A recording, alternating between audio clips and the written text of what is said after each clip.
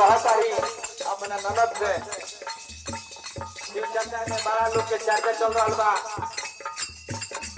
अब शिव जी बढ़िया बात बा, शिव जी के पुजारी आज शिव जी के पूजा कर रहा खाली हाथ में बोला जाला, धन धन सब कुछ से भर रहला। कहतारी भोरे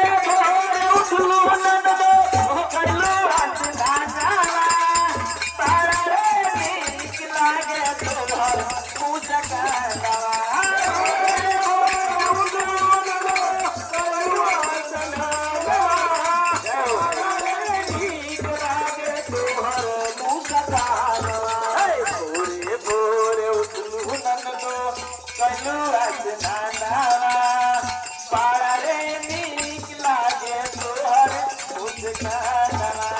भोरे भोरे उठलू ननदो कइलो हाथ दाना